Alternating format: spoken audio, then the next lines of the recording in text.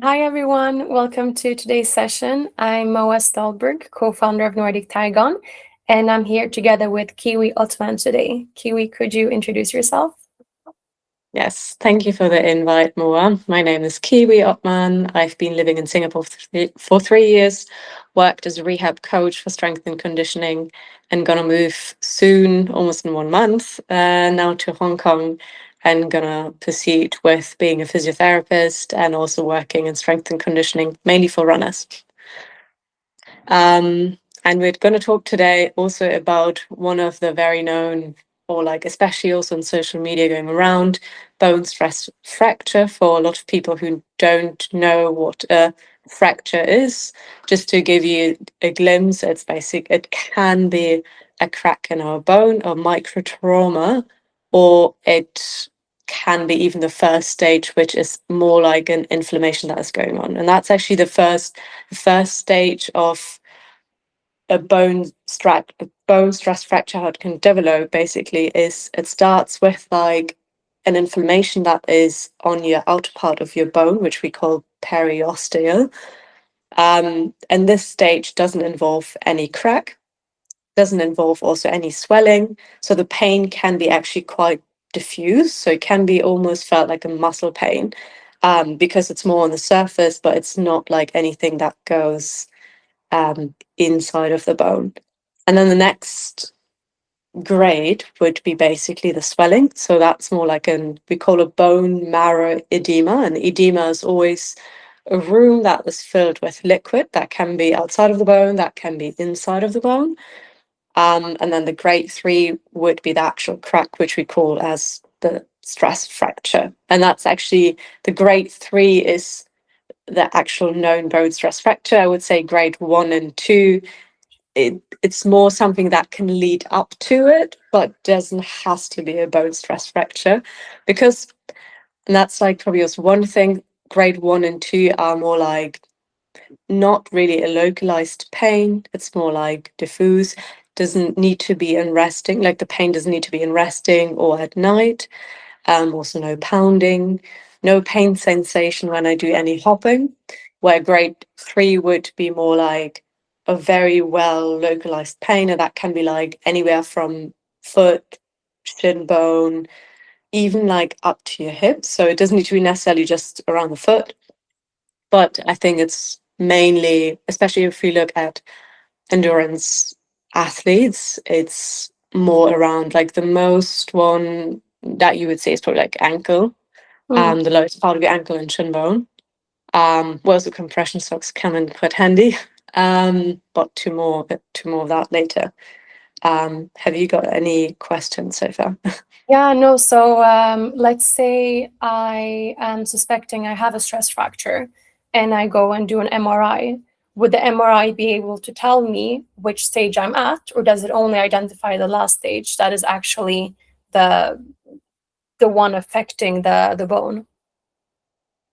So normally how, I don't know if I would have a patient, a client in front of me, and they would come in with telling me I'm in pain, the first thing or the first stage that we actually do is more like the subjective part. I would ask as many questions like history, that the person had already a bone stress fracture in the past. How does the pain feel? Is the person already like on any type of medication? And then ask them also a lot about like, is the pain actually there when you do certain movements? Like, is it there when you start to run? Or is it even there when you just rest? That's actually the most important thing. And then we go over to like objective assessing, which is looking at it as it like, is it hot? Is it swollen? Is it red? The 5 signs. Is it deformed? The fifth one, looking so swollen, hot. Um, yeah, is there anything else in terms of like surface up looking? Um, and then the next stage would be MRI, because if I would send immediately someone into an MRI, I create already fear. Mm. And we actually want to decatastrophize it first as much as we can. So after objective, before we even do the imaging, which is the MRI or X-ray, we would do actually actual assessments. Like I would, for example, let's take you as an example, you would walk in, I would do a hop test. If you would tell me, oh, this is already painful in the first 30 seconds, I would suspect it. And I'd be like, okay, let's move on to MRI. And I might not tell you, just because, again, I do not want to catastrophize if it's unnecessary, because it will create fear. So what we would ideally do is, I suspected, I would actually talk to the sport doctor or an orthopedic doctor.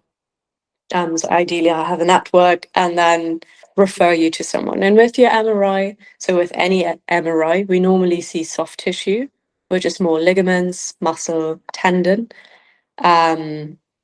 We can see swelling as well. So if we look back at grade 2, remember the swelling, we would be able to see that. So then at least we know, okay, we are at stage 2. But if we want to see the actual micro trauma on the bone, we would do actually an X-ray. Okay. Okay. Oh, so you wouldn't be able to tell if there is an actual stress fracture from the MRI? You could, but if you really want to be absolutely sure, you would do an X-ray. Okay. But it also, if we go back to like the localization, like where it is it around your ankle? You would be more likely to see it already with the MRI as well. If we would look at your hip, which is a bigger bone as well, you probably just want to make sure you have actually an X-ray, because the component is like bigger than like an ankle bone. Mm, mm. Okay. Okay. Yeah, makes sense. And But is yeah. it, yeah, I think another super important question. Let's say you are in stage 1 or 2. Is it reversible? And Yeah. what actions you can take to reverse it? Stage 1 and 2 are definitely reversible. And normally, I think the first thing to do is always like, let's start with like reducing the pain in any form. Like that can be solved with like even wearing compression socks. Um, Either after even long walking or a long day of standing, having that already like in the evening can like help your circulation, which we know can also decrease swelling. So that can be also quite good for grade 2 as well. And once I've solved the pain and can work with the pain, the next stage would be adaptation. So I'll try to get my part of body, my leg, adapted to the movement, which can be like jogging, let's say 1 minute jogging in the morning, 1 minute jogging in the evening. If that's acceptable and you can last for 1 minute pain-free in the morning and in the evening, and that's also a simple home exercise that I can give to my clients instead of giving them the super complex one, then I can start to increase the time to like 2 minutes, morning, evening, 3 minutes. And then at some point, I don't need to do it every day. I can then instead do like 10 minutes in one day and then increase the intensity. So that would be adaptation, because I'm adapting also my bone back to like vertical oscillation, so like up and down movement, which is really important for bones because the impact, that's the highest impact that we can create, but also the most important one to build actually bone cells.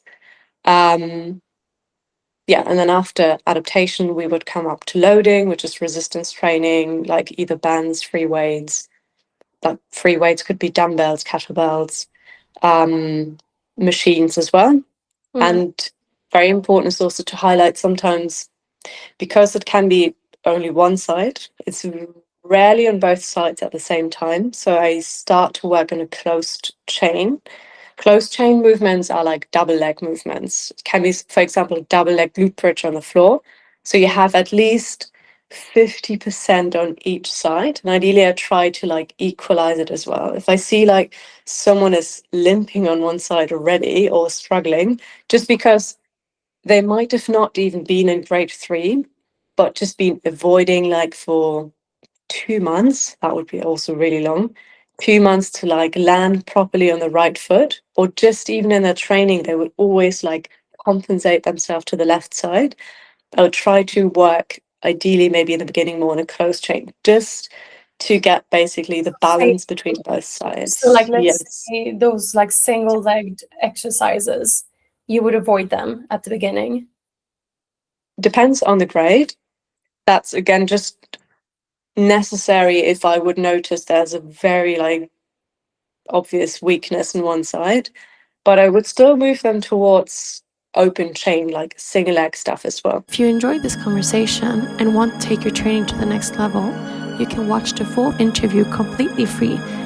And if you're after some fresh running gear that looks as good as it performs, head over to NordicTigon.com. We design everything ourselves to help you move better and feel faster. If you enjoyed this video, don't forget to subscribe. Your support really means a lot to us.